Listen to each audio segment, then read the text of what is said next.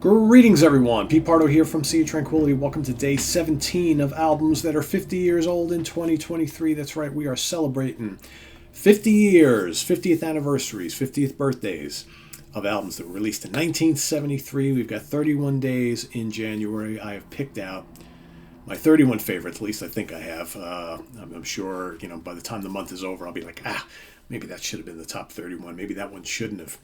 Doesn't really matter, though, because I'll give you a full honorable mentions episode that'll mention all the ones that didn't quite squeeze it in, because there are a lot that didn't quite squeeze it in.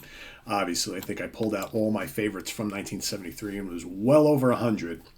A lot of great albums from this year. This particular one released on November 5th, 1973. Second album from this guy and his band. Produced at 914 Sound Studios in Blauvelt, New York.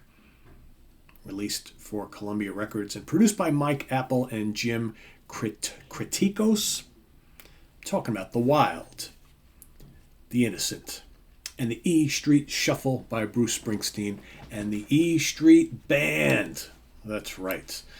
To me, this marked a huge step up from the debut. I like parts of the debut. Debut is a little more kind of folk rock for me, I think, whereas this seems like a true kind of band effort.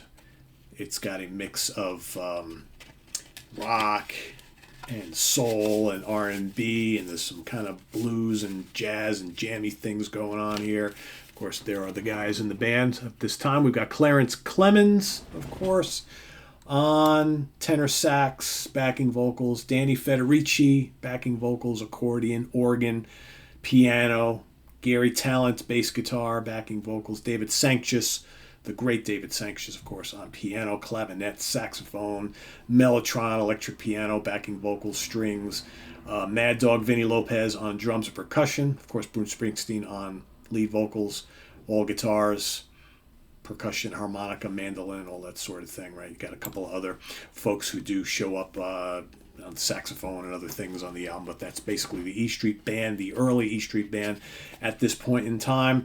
You got lots of epics on this particular album, right? You've got, of course, kicking it off, you got the E Street Shuffle. Man, the grooves on this song. Great way to start off the album. Everything is pretty upbeat on this album. You got 4th of July, Asbury Park, of course, for Sandy, right? The great song for Sandy.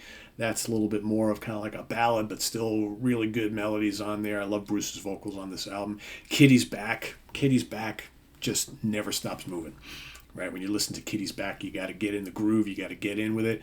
It's kind of funky. It's kind of got a lot of soul. It rocks, right? Awesome. Wild Billy's Circus Story, another great one. And then, of course, the amazing side 2 of the original album, Incident on 57th Street, almost 8 minutes in length here. You got the 3 epics, right? 3 more of them. Rosalita, Come Out Tonight. Rosalita, another song that never stops moving and shaking and grinding. Rosalita is so cool. Got some really nice guitar work from Bruce on this whole album, right? It's not like a guitar album, but when he does play some licks and riffs and solos, it's really, really tasty. And then, of course, nearly 10 minutes of New York City Serenade.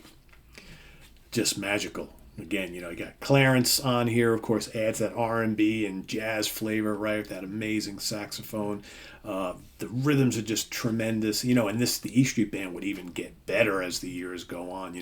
Got some members kind of coming and going over the next couple of albums, but before, like, all of a sudden, you have that, like, core E Street Band going for you. Max Weinberg, right? Of course, Mr. Stevens, right? Nils Lofgren, all these other classic E Street Band members who would kind of come into the band shortly thereafter. They would lose David Sanchez, who was so integral to the early part of the band, but he would go off onto a great solo career of his own.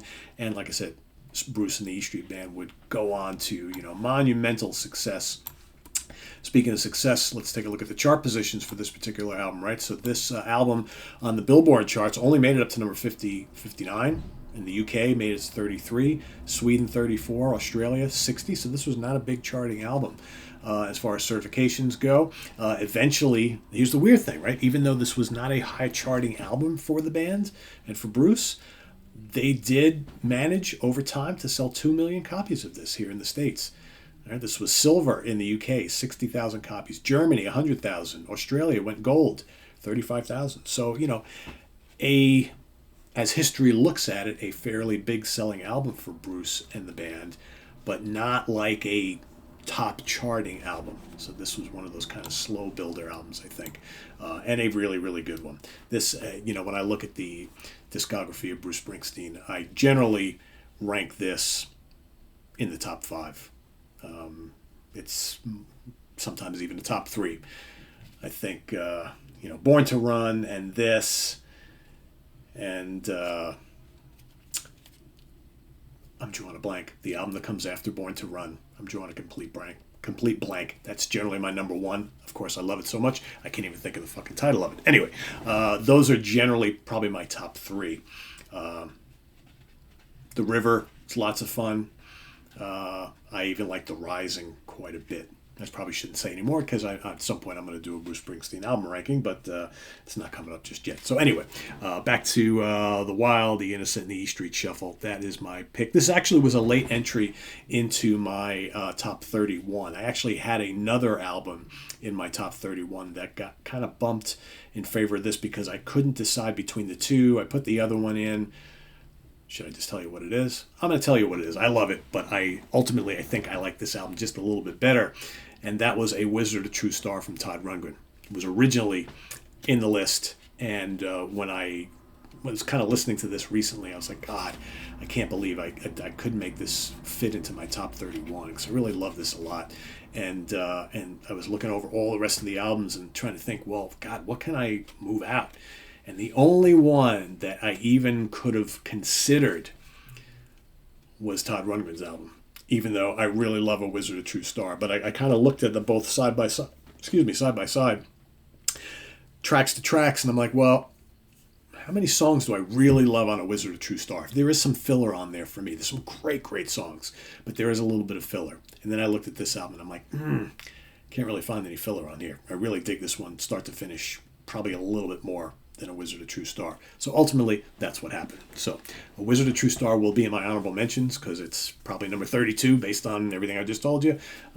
But it would have been number 32 on the list. It's not ranked. Remember, I'm not ranking these in any specific order. Anyway, let us know what you think of this Bruce Springsteen and the E Street Band album in the comments below, as well as your pick for day 17.